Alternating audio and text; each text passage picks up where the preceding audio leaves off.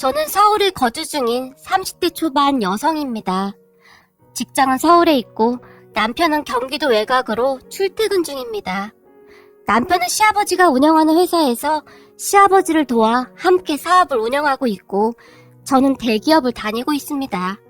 시아버지와 남편은 제가 회사를 그만두고 시아버지의 회사에 근무하길 원했지만 아무래도 이래저래 불편한 게 많지 않을까 싶어 현재 다니는 회사를 계속 다니고 있습니다. 저도 회사에서 나름 인정받고 있었고 승진도 빠른 편이었기에 잘 다니던 회사를 그만두고 싶지가 않았어요. 그리고 무엇보다도 지금 하는 일이 제 적성에 잘 맞기 때문에 정말 즐겁게 일을 하고 있었거든요. 물론 시아버지가 운영하는 회사가 작은 회사는 아니었기에 매출이 상당합니다. 그랬기에 시댁은 일반 서민이라고 하기보다는 상당히 부유한 편입니다. 그에 비해 우리 친정은 친정 부모님이 과일과 채소를 판매하는 작은 가게를 하고 있는데 많이 풍족하진 않습니다. 그렇다고 해서 막 못 살거나 그렇지는 않고 그냥 평범하게 살고 있다고 보시면 될 것 같습니다. 그러던 어느 날 시댁에 첫 인사를 드리기 위해 찾아뵙던 날 시어머니가 저를 빤히 바라보시더니 대학도 명문대를 졸업했다면서요? 거기다 대기업에서 승진도 빨랐다면서요? 여자든 남자든 많이 배우고 능력 있으면 좋은 거죠. 참 대단하네요. 라며 활짝 웃어주셨어요. 시어머니는 서울에 있는 미대를 졸업했다고 했는데 첫인상이 뭐라고 해야 할까요? 굉장히 고상했다고 해야 할까요? 말 한마디 한마디에서 기품이 느껴질 정도였어요. 말을 할 때도 한마디 한마디 아주 조곤조곤 하시면서 제게 반말을 사용하지도 않았어요. 그런 시어머니를 보며 어머님 말씀 놓으셔도 됩니다 라고 제가 안절부절 못한 채 말했지만 아닙니다. 좀 편해지면 그렇게 할게요. 라며 제게 살짝 미소 지으실 뿐이었어요. 그렇게 한동안 식사를 하다가 시아버지가 제게 내가 나중에 우리 회사로 스카우트 해야겠구만 이라며 껄껄 소리내어 웃으셨어요. 여보, 그래도 억지로 막 그러면 스트레스 받으니까 그러지 마요. 항상 본인 의견이 중요한 거잖아요. 시어머니가 시아버지를 말렸어요. 그렇구만. 근데 부모님이 과일 채소 가게를 운영한다고 하시던데 딸들을 아주 잘 키웠구만. 부모님을 안 봐도 어떤 분들인지 한눈에 딱 보인다 보여. 예비 사돈들 인성이 아주 좋을 것 같아. 시아버지가 다시 흐뭇하게 웃으셨고 그런 시아버지의 말을 듣던 시어머니가 그러게요. 참 대단하신 분들이시네요. 근데 동생도 엄청 똑똑하다고 했던 것 같은데 동생은 약사라고 했던가요? 아, 네 어머님. 동생은 약사입니다. 지금 대학병원 약국에서 근무하고 있습니다. 두 딸들을 아주 훌륭하게 잘 키우셨네요. 항상 부모님께 감사하는 마음으로 살아야겠네요. 두 딸들 뒷바라지하느라 얼마나 힘들었겠어요? 네, 부모님께 항상 감사한 마음뿐입니다. 라며 제가 시어머니를 보며 활짝 웃었어요. 시부모님과의 첫 만남은 그리 나쁘지 않았고 시부모님도 저를 참 좋아한다며 남편은 그저 신나했어요. 거기다 시아버지가 저를 그렇게 마음에 들어 하셨다는데 틈만 나면 저를 데리고 오라고 할 정도로 정말 많이 예뻐하셨어요. 그리고 남편에게는 여동생이 한 명 있었는데 그 여동생도 저를 잘 따랐고 저도 시누이를 정말 친동생처럼 그렇게 대했어요. 그렇게 몇 달을 우리는 상견례를 하고 결혼까지 했지만 그동안은 아무 문제가 없었어요. 이렇게 놓고 보면 아무 문제가 없어 보이는 우리 가족에게는 정말 큰 문제가 하나 있었는데요. 사실 시어머니가 여느 분들과 많이 다르다는 것은 잘 알고 있었는데 조금 전에도 말씀드렸듯이 시어머니는 정말 교양 있고 현명한 분이셨거든요. 아파트 경비 아저씨조차도 801호 사모님 같은 분이 시어머님이라 얼마나 좋아요 그래? 우리 경비원들한테도 얼마나 잘하는지 몰라요. 라며 칭찬을 하기도 했고 아파트 근처 작은 마트에서조차도 이런 시어머님이 어딨어 그래? 새댁은 정말 좋겠어요. 라며 다들 칭찬이 자자했고 시아버님의 누님들인 고모님들조차도 시어머니라면 그렇게 좋아할 수가 없었어요. 하지만 그런 시어머니는 이중인격자였는데요. 시어머니는 저와 단둘이 있을 때만 모든 것이 바뀌곤 했습니다. 그런 시어머님의 모습에 처음에는 제가 혼란스러울 정도였는데 연기를 상당히 잘하신다고 해야 할까요? 어느 날은 시아버지와 남편이 지방으로 출장을 갔는데 시어머니가 제게 전화를 했어요. 오늘 집에 일찍 들어오니? 네, 어머님. 오늘 퇴근하고 바로 집에 갈 예정입니다. 오늘 네 시누이도 늦게 들어온다고 해서 나 혼자 밥 먹기 싫어서 그러는데 혹시 우리 집에 와서 같이 밥 먹을 수 있겠니? 시어머니가 부탁하는 어조로 제게 전화를 했어요. 우리 집과 시댁과는 차로 20분 거리였기에 퇴근하면서 바로 시댁에 들렀는데 시댁에 들어서던 순간 저는 깜짝 놀라 입이 다물어지지 않았습니다. 주방 그 넓은 식탁에 음식 재료가 가득했는데 뭐 하는 거니? 빨리 손 씻고 와서 음식하지 않고. 제가 집 안으로 들어서자마자 시어머니가 재촉했고 그런 시어머니를 제가 놀란 눈으로 바라봤는데요. 그도 그랬던 것이 시어머니의 그러한 행동은 지금껏 봐왔던 모습과는 전혀 다른 모습이었거든요. 너무나 놀란 제가 얼떨결에 손을 씻고 음식 손질을 하기 시작했는데 너 해물찜 해본 적 있니? 아까 내 친구랑 통화하다 보니 얼마 전에 며느리랑 집에서 해물찜을 만들어 먹었다지 않니? 그래서 나도 준비해봤다. 기분 나쁘지 않지? 아, 네, 어머님, 당연하죠. 근데 제가 해물찜을 만들어 본 적이 없는데 어쩌죠? 라며 울상을 지었어요. 자, 그럼 내가 하라는 대로 하면 되니까 해보렴. 우선 콩나물은 시어머니가 제게 이것저것 지시를 내리기 시작했어요. 그리고 저는 그런 시어머니의 말에 콩나물과 해물들을 손질하기 시작했어요. 하지만 저는 그러한 요리를 많이 해본 적이 없었기에 서툴 수밖에 없었는데요. 예, 그건 그렇게 하는 게 아니잖니? 라며 옆에서 시어머니가 잔소리를 했는데 제가 보기에 시어머니는 무슨 작정이라도 한 듯이 제게 잔소리를 하기 시작했어요. 그런데 그 잔소리마저도 참 고상하게 그지없었는데요. 예, 그건 그렇게 하는 게 아니고 이렇게 해야 하는 거지. 넌 머리가 엄청 좋아서 잘할 줄 알았는데 라는 말을 하기도 했어요. 이건 뭐 칭찬인지 욕인지 알 수 없을 정도로 교묘하게 사람을 들었다 놨다 했는데 확실한 건 기분이 상당히 좋지 않다는 거였어요. 그렇게 한동안 요리를 하면서 제가 뭘 했는지 기억이 나지 않을 정도였는데요. 고맙구나, 잘 먹으마. 요리가 다 끝난 다음 시어머니가 조용히 말했어요. 네, 어머님, 제가 많이 서툴러서 죄송해요. 라며 제가 죄송한 듯 시어머니를 바라봤는데요. 그렇게 서툴게 한 것 치고는 그냥 저냥 먹을만 하구나. 시어머니가 칭찬 아닌 칭찬을 했어요. 그리고 그날 저는 집에 돌아와 녹초가 되어 쓰러져서 잠을 잤어요. 평소와는 너무나 다른 시어머니로 인해 긴장을 많이 했던 탓인지 집에 들어서자마자 긴장이 풀렸거든요. 그런데 며칠 뒤에 시아버지와 남편이 출장해서 돌아왔고 시누이에게서 연락이 왔어요. 언니, 오늘 엄마가 집에서 식사 같이 하자고 하는데 혹시 시간 괜찮아요? 엄마가 해물찜 만들어 놓는다고 하는데요. 라며 시누이가 물었어요. 네? 해물찜이요? 아, 알겠어요.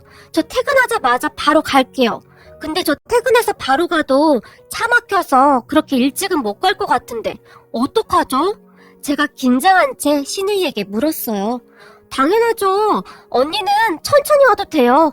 엄마랑 제가 다 만들어 놓을 거니까 와서 그냥 밥만 먹으라는 말이에요. 나중에 언니 집에 가면 언니가 맛있는 거 해주면 되는 거죠. 시누이가 해맑게 웃으며 말했는데 그런 시누이의 말에 그저 어안이 벙벙할 뿐이었어요. 사실 저는 시누이의 말을 들으며 시어머니와 시누이가 둘이 짜고 무슨 꿍꿍이가 있는 건 아닐까 하는 생각마저 들었거든요. 하지만 시댁에 들어선 순간 다시 한번 놀랄 수밖에 없었는데요. 식탁에 맛있는 음식들이 가득했고 저를 보자마자 시어머니가 우리 며느님 오셨어요. 얼른 손 씻고 와라. 네가 해물찜 좋아한다고 해서 내가 해물찜 준비했다. 라며 활짝 웃었어요. 그런 시어머니의 말에 손을 씻고 제가 쭈뼛쭈뼛 식탁에 앉았는데요. 우리 며느리가 꽃게를 아주 잘 먹더구나. 많이 먹으렴. 시어머니가 제 밥그릇 위에 꽃게를 올려놔주며 다시 활짝 웃었어요. 우와, 옛말에 며느리 사랑은 시아버지라고 하던데 우리 집은 시어머니랑 며느리 사이가 너무 좋은 거 아니야? 신우이가 기쁜 목소리로 말했어요. 시어머니랑 며느리랑 나쁘게 지낼 게 뭐가 있어. 서로 조금씩만 양보하면 되는 거지. 안 그렇니? 시어머니가 제게 물었고, 네? 아, 맞습니다. 어머님이 항상 잘해주셔서 저도 항상 감사하게 생각하고 있습니다. 라며 제가 어색한 미소를 지었는데요. 사실 시어머니 행동이 잘 이해가 되지 않았거든요. 그 뒤에도 시어머니는 시댁 가족들이 없을 때만 어김없이 저를 불렀는데 어느 날은 친구들까지 잔뜩 불러놓고는 우리 며느리가 나한테 그렇게 잘하지 뭐야? 내가 무슨 복이 있어서 이런 며느리가 들어왔는지 모르겠어. 라며 시어머니 친구들에게 제 칭찬을 하기 바빴어요. 그리고는 제게 힘없이 일을 시켰는데 그날도 역시 시아버지와 남편은 출장 중이었고 시내이도 친구들과 여행을 갔었거든요. 그날은 토요일이었고 저는 거의 하루 종일 시어머니와 시어머니 친구들의 시중을 들다 오후 늦게 설거지까지 다 하고 집으로 돌아왔는데 왠지 모르게 서러운 생각이 들면서 눈물이 끝도 없이 쏟아졌어요. 근데 이게 말이죠.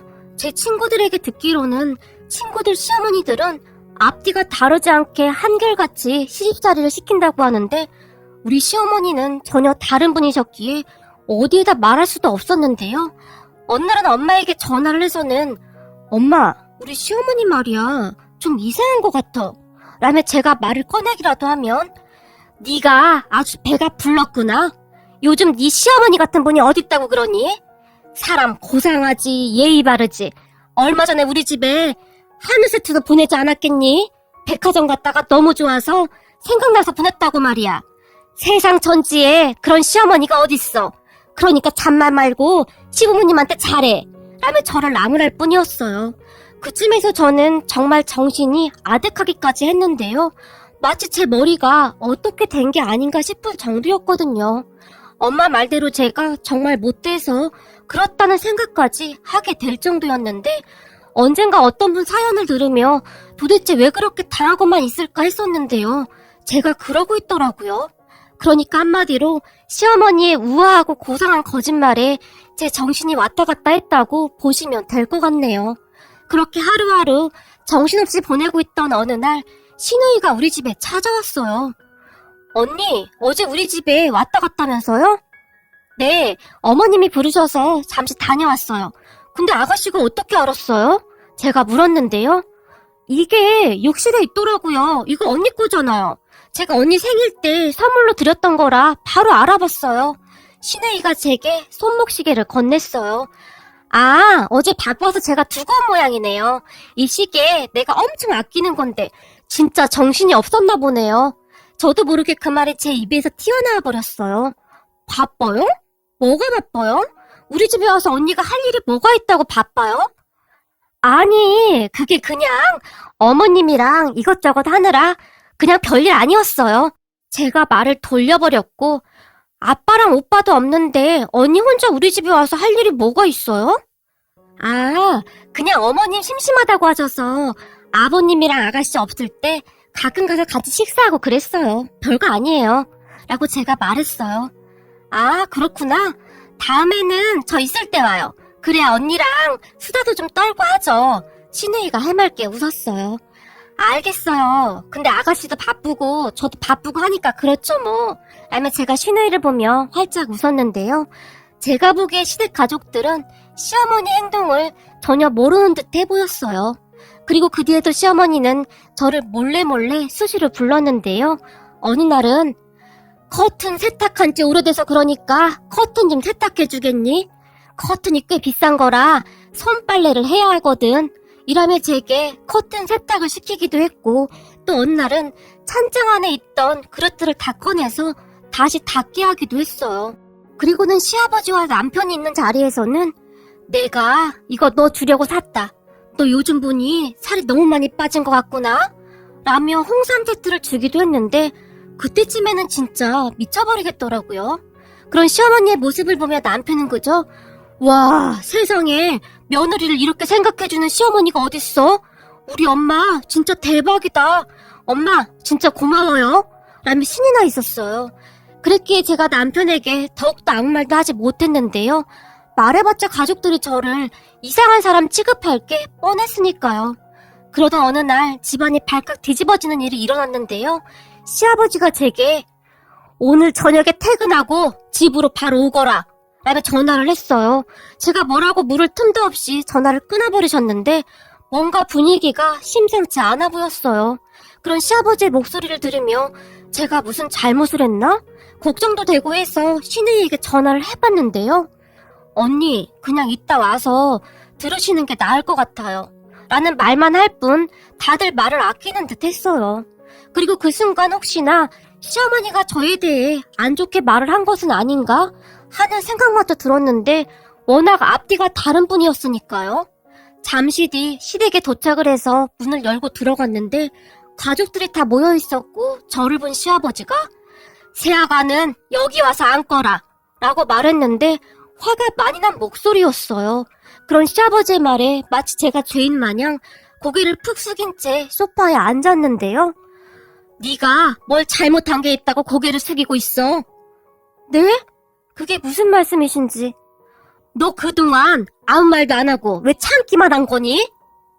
아버님, 그게 무슨 말씀이세요? 제가 놀라서 물었는데요.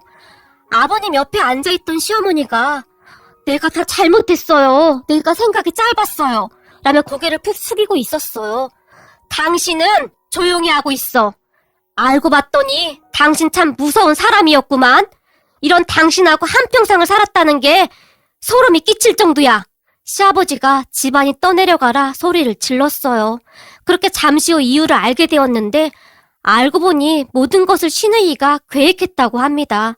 그러니까 어느 날 시누이가 집에 일찍 들어왔는데 시어머니가 시이모님과 통화를 하고 있었던 모양입니다. 근데 시어머니가 수곤수곤 통화를 하고 있었음에도 정말 우연찮게 시누이가 통화 내용을 듣게 되었다는데요. 시누이의 말을 대략 정리해보면 이랬어요. 아니, 우리 며느리는 내가 그렇게 부려먹고 해도 눈치가 없는 건지 아니면 원래가 잡초처럼 자라서 그런 건지 끄떡도 안 해. 전에 언니네 며느리는 스트레스 받아서 의사한테 상담도 받고 그랬다며. 근데 얘는 진짜 눈 하나 깜빡 안 한다니까. 학교 다닐 때 공부도 잘했다는데 눈치가 없는 건지 아니면 부모가 채소 가게에서 진짜 막 자란 건지 내가 뭘 시켜도 그냥 다 한다니까. 거기다 지 남편한테 한마디도 안 한다니까. 아무래도 방법을 바꿔야겠어. 그러니까 언니가 좀 알려줘봐. 코치 좀 해줘봐. 그런 건 언니가 전문가잖아. 반년 만에 언니 며느리 정신병자에 도둑 만들어서 내쫓았잖아. 어디 감히 채소 파는 집 딸이 우리 집 며느리로 들어오긴. 동생처럼 약수가 되면 내가 이렇게까지는 안 하는데 이건 뭐 우리 아들이 아까워도 너무 아깝잖아. 거기다 우리 재산이 얼마인데 나중에 친정 부모 채소 가게 망하기라도 하면 우리 아들이 다 먹여 살려야 할 거 아니야. 라는 말을 했다고 합니다. 그 말에 시누이가 놀란 것은 말할 것도 없었다는데요. 이 세상에 엄마처럼 착한 사람이 없다고 생각하고 살던 시누이에게는 엄청난 충격이었답니다. 그도 그럴 수밖에 없었던 것이 시어머니는 누가 보더라도 정말 고상하고 예의 바른 사람이었으니까요. 시누이가 기억하는 시어머니의 모습은 거실에 앉아서 우아하게 그림을 그리던 그런 사람이었으니까요. 그런데 그날 시어머니의 실체가 낱낱이 밝혀졌고 시어머니의 통화 내용을 듣던 시누이의 몸이 덜덜 떨릴 정도였다는데요. 방에 들어가서 많은 생각을 했다고 하네요. 어떻게 해야 하나? 그냥 눈 딱 감고 모른 척 할까? 뭐 그런 생각마저도 들었다니까요. 그런 시누이의 마음이 이해도 되었던 것이 누가 뭐라 해도 시어머니는 시누이에게는 그렇게 잘하던 세상에 하나뿐인 엄마였으니까 당연했으리라 생각합니다. 그렇게 며칠을 홀로 끙끙 앓다시피 한 시누이가 어느 날 시이모님의 이혼한 아들을 찾아갔던 모양입니다. 오빠, 잘 지냈어? 새언니랑은 연락 안 되는 거지? 시누이가 물었다는데요. 모르겠어. 그냥 소문만 들었는데 상담 치료받고 많이 좋아졌다고 하더라고. 내 기억에 새언니 진짜 좋은 사람 같았는데 오빠는 이상한 생각 안 해봤어? 근데 그렇잖아. 계속 이상한 소리를 하긴 했잖아. 왜 그랬는지 모르겠는데 나도 그때 이미 정이 떨어질 대로 떨어져서 생각하기도 싫다. 근데 갑자기 찾아와서 그건 왜 물어봐? 시이모님의 아들이 이상한 눈으로 신우이를 바라봤답니다. 아니야. 그냥 지나가던 길에 생각나서 물어봤어. 라며 신우이가 말을 돌려버렸고 집에 돌아온 신우이가 큰 죄책감을 느낀 모양이었어요. 그날 신우이가 어렵게 입을 열었는데요. 사실 나도 그냥 모른 척 할까도 생각했었는데 내 양심이 도저히 허락하질 않았어. 엄마 이러면 안 되는 거잖아. 그동안 엄마가 우리한테 뭐라고 했어? 인성이 가장 중요한 거라며. 근데 그랬던 엄마가 어떻게 이럴 수가 있어? 그 순간 신우이가 울먹이기까지 하며 말했어요. 그런 신우이의 말에 시어머니가 어쩔 줄을 몰라 하고 있었는데 그 순간 시아버지가 신우이의 노트북으로 녹화된 뭔가를 재생시켰고 거기에는 그동안 시어머니가 제기한 행동들이 고스란히 찍혀 있었어요. 그 영상을 본 시어머니의 안색이 창백하다 못해 새파랗게 변했어요. 아니 이걸 언제 해? 라며 시어머니가 시아버지를 바라봤는데 그때는 이미 모든 것을 자포자기한 모습이었어요. 내가 녹화해둔 거야. 그동안 엄마가 새언니한테 하는 거 다 녹화했어. 우리 새언니 정말 착한 사람인데 사촌 새언니처럼 그렇게 정신병자로 몰아가는 걸 두고 볼 순 없잖아. 엄마, 이건 엄마가 100번 1000번 잘못한 거야. 새언니네 부모님이 채소 장사하는 게 뭐가 어떻다고 이런 짓을 해. 우리 집이 잘 살긴 하지만 우리가 무슨 재벌도 아닌데 다른 사람도 아니고 엄마가 어떻게 이럴 수가 있어? 라며 말을 하던 신우이의 눈에서는 눈물이 뚝뚝 떨어졌어요. 미안하구나. 정말 미안해. 내가 잘못했다. 시어머니가 사과를 했지만 옆에 있던 시아버지가 우린 앞으로 당신 얼굴 볼 자신 없으니까 당신 스스로 짐 싸서 나가줘. 소름 끼쳐서 당신 얼굴을 보고 있을 수가 없어. 아니 성원이 저가 그렇게 당할 동안 그렇게 입 딱 다물고는 사람을 어떻게 그렇게 만들어 놓을 수가 있어? 당신이 사람이야? 내가 그동안 괴물하고 같이 살았다는 생각만 드는구만. 시아버지도 정말 많이 놀랐던지 꽉 쥐고 있던 주먹이 부들부들 떨리기까지 했어요.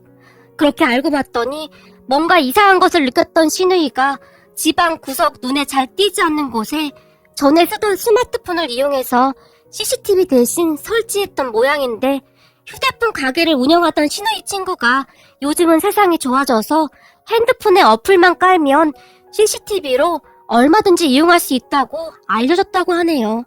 그렇게 신우이는 가족들이 집이 없는 날만 확인을 했던 모양인데 전에 손목시계를 가져다 주러 우리 집에 왔던 날 제가 했던 말이 문득 기억이 나더랍니다. 시어머니가 가족들이 없는 날에만 저를 불렀으니까요. 그런 신우이의 말을 듣고 마음이 참 복잡했는데 그렇게 녹화하면서 신우이의 마음은 어땠을까 제 마음이 아프기까지 했어요. 그렇게 시어머니가 계속해서 빌어댔는데 여보 잘못했어. 지금 나보고 나가라고 하면 어딜 가서 살라는 거야. 시어머니가 울며 불며 매달렸지만 당신 언니도 곧 쫓겨날 테니 둘이 같이 살면 되겠네. 그렇지 않아도 내가 형님한테 다 말해놨거든. 그러니까 짐 싸서 당장 나가. 시아버지의 목소리는 벼락을 치듯 어마어마했어요. 시어머니가 시아버지의 바지가랭이를 붙들었지만 시아버지는 그런 시어머니를 밀쳐버린 뒤 방으로 들어가 버렸어요. 얘들아, 그게 아니야. 니들이 오해하고 있는 거야. 시어머니가 이번에는 남편과 신우이에게 매달렸지만 두 사람 역시 시어머니를 경멸하는 눈빛으로 바라볼 뿐 대꾸도 하지 않았어요. 그 뒤 저는 남편의 손에 이끌려 시댁을 빠져나왔는데요. 얼마 뒤 시어머니가 제게 전화를 해서는 내가 그러려고 했던 건 아니었다. 정말 미안하다. 네가 네 시아버지한테 말 좀 잘해주렴. 이럴 땐 여자가 처신을 잘해야 하는 거야. 라는 말을 했어요. 어머님, 저 정신병자 만들 생각에 아주 좋으셨겠어요? 근데 어떻게 하죠? 저는 제 처신이 잘못했다는 생각이 안 드는데요. 그럼 저도 이만 전화 끊겠습니다. 아버님이 절대 전화 받지 말라고 해서요. 라며 전화를 끊어버렸어요. 사실 시어머니의 계획을 듣고 난 이후로는 사람 같아 보이지도 않았거든요. 그렇게 가만히 생각해보니 시어머니가 혼인신고를 조금 늦게 하라고 당부까지 했던 게 생각나면서 치가 떨렸어요. 그 뒤 시어머니와 시이모님은 각자 집에서 쫓겨났고 두 분이서 같이 산다고 하더라고요. 근데 문제는 각자 가진 돈도 얼마 없고 하니 허구한 날 남편과 신우이에게 전화를 하는가 본데 둘 다 전화를 피하는 듯 했어요. 저도 역시 전화를 받지 않고 있고요. 그리고 우리 부부는 그 뒤 시댁으로 들어갔어요. 집안 분위기도 그렇고 왠지 그리 해야 할 것 같았거든요. 하지만 시아버지와 시누이가 워낙 착한 사람들이어서 그다지 힘든 것도 모르고 지내고 있답니다. 현재 시부모님은 별거 중이신데 시아버지는 이혼을 하겠다고 선포를 한 상황이기에 두 분이서 어찌 될지는 잘 모르겠습니다만 저는 아직도 시어머니의 황당한 계획이 믿겨지지가 않을 정도입니다. 그 고상한 얼굴 뒤에 그런 가면을 쓰고 있었다는 게 소름만 끼치네요. 이 글을 계기로 큰 용기 내준 시누이에게 다시 한번 고맙다는 말을 전하고 싶네요. 그리고 시누이가 마음의 상처를 많이 받았었는데 앞으로 그런 시누이를 잘 보듬어줘야겠습니다.